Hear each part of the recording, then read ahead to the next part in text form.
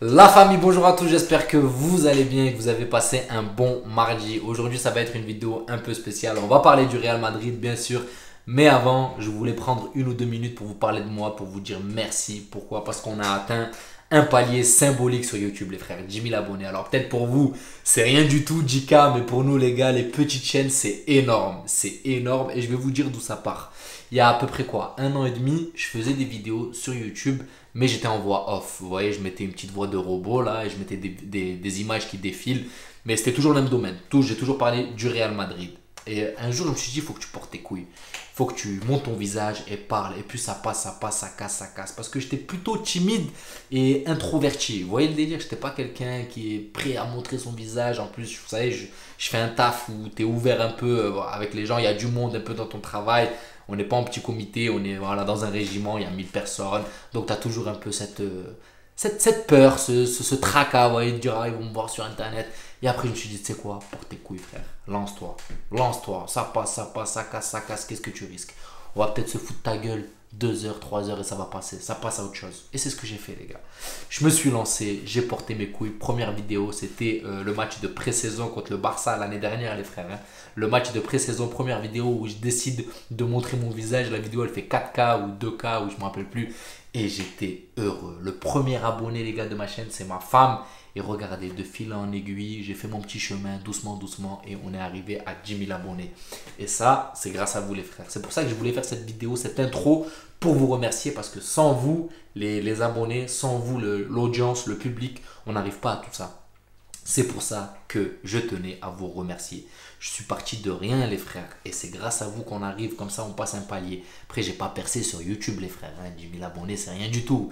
J'ai pas percé sur YouTube, mais franchement, c'est symbolique. T'arrives, tu pars de rien, t'es plutôt timide de base et tu te dis nique ça. En fait, c'est surtout le cheminement qui me donne encore plus confiance en moi. C'est surtout le cheminement que j'ai opéré. C'est que je suis parti de rien et je suis sorti de ma zone de confort. Je suis sorti de ma zone de confort, je me suis promis un truc.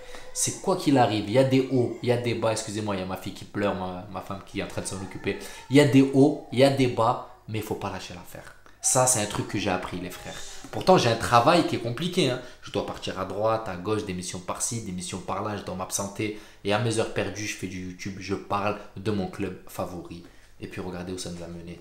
Et là où je voulais en arriver, c'est que les frères, peu importe la chose que vous entreprenez dans votre vie, peu importe la chose que vous entreprenez dans votre vie, même si dès le début vous vous cassez la gueule, ne lâchez pas l'affaire. Si vous le faites vraiment avec conviction, ne lâchez pas l'affaire. Un jour ou l'autre, petit à petit, ça monte, ça monte, ça monte, jusqu'à un jour arriver au summum. Moi, je suis pas au summum, hein. Je suis petite chaîne, modeste, tranquillou, je parle de mon petit Real Madrid, j'ai un taf à côté, mais petit à petit, on fait notre sillon. Ça passe, ça casse, j'en sortirai que meilleur. J'aurai appris des choses. Et puis voilà, cette intro pour moi, elle était nécessaire.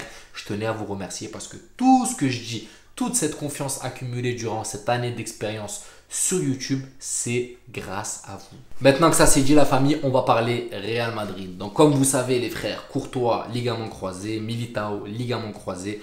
Courtois a été remplacé par Kepa Arrizabalaga, arrivé de Chelsea en prêt pour une saison. Il a fait sa petite présentation, il était content. Il a même dit qu'il aimerait rester au Real Madrid au-delà de sa saison de prêt. Bon, ça, on verra de la saison que tu vas nous faire déjà de prêt. Après, on verra pour le reste. Mais par contre, le petit souci, c'est que Militao ne sera pas remplacé. Après, quand tu prends du recul et que tu analyses la chose, tu te dis, ouais, c'est vrai, pourquoi poser 30, 40, 50 millions maintenant sur un défenseur central alors qu'en vrai, tu peux dépanner. Franchement, tu peux dépanner. On a Rudiger, on a Alaba, ça c'est une charnière centrale très très costaud. Si t'en perds un, t'as Nacho qui est vraiment le dépanneur en défense sur toute la ligne défensive. Nacho, c'est un soldat, on l'a renouvelé, c'est pas pour rien, pas pour qu'il soit assis à nous regarder jouer sur le terrain. Il faut bien que s'il se passe quelque chose, il soit là et on le connaît. On a confiance en lui totalement. Et ça parle, les gars, de promouvoir un petit jeune de la Castilla, Marvel. C'est un bon petit jeune, celui-là aussi, il a son mot à dire. Ça parle de le faire monter et moi, je ne suis pas contre. Depuis le temps qu'on attend que ces petits jeunes de la Castilla soient promus, qu'ils puissent venir faire leurs preuves en équipe première, Ça, je demande que ça. Ce petit Marvel, c'est un long, il est long de taille, il est costaud. Moi, je suis pas contre les frères. J'aimerais bien que ce petit Marvel vienne goûter à cette Liga. Après, on a un milieu de compète entre les Valverde, les Modric, les Camavinga, les Tchouaméni, les Kroos, les Ceballos qui sont là encore, les Jude Bellingham. Le milieu de terrain, les frères, il est fourni. On a deux équipes en milieu de terrain. On peut mettre une équipe, sortir toute l'équipe et rentrer une autre équipe en milieu de terrain. Et je ne sais pas si on perd en efficacité. En faisant un bon micmac, un bon mélange, je ne pense pas qu'on perd en efficacité. Le milieu de terrain, il est phénoménal. Maintenant qu'on sait que le mercato est pratiquement acté au Real Madrid, il n'y aura plus d'arrivée, je pense. Voilà, donc là maintenant, dans notre tête, psychologiquement, il faut qu'on parte avec cette nouvelle compo. On a Joselu qui est là, mais je ne pense pas qu'il va jouer 9 de base. Il sera là juste en tant que remplaçant. Et la compo changera au fur et à mesure du match. Je pense qu'on commencera toujours avec la compo qu'on avait contre l'Atlético Bilbao et il réadaptera au fur et à mesure du match comme il a fait contre Bilbao. Là, le problème qui va se poser, c'est ces nouveaux postes entre Vinicius. Voilà, on joue avec deux attaquantes, Vinicius et Rodrigo. Rodrigo, on voit que, voilà, même si c'est pas le grand Rodrigo, en plus ça parle d'opération et tout. J'espère que, voilà, ça on pourra le mettre de côté, qu'il ne va pas se faire opérer maintenant. Parce que là, on a besoin de lui. Parce que si on n'a pas Rodrigo, les gars, on est dans la merde. Ce nouveau poste, est-ce que ces joueurs vont s'adapter? Je sais pas. Quand on a vu Vinicius contre Bilbao, les gars, c'était compliqué. Contre Bilbao, c'était compliqué. Après, j'ai envie de dire, premier match. Il y a eu les matchs de pré-saison. Premier match. En plus, tu ne tapes pas une petite équipe de merde. Tu tapes un Cador. Tu es contre Bilbao. C'est compliqué. Donc, c'est pour ça que ça a été compliqué pour Vinicius.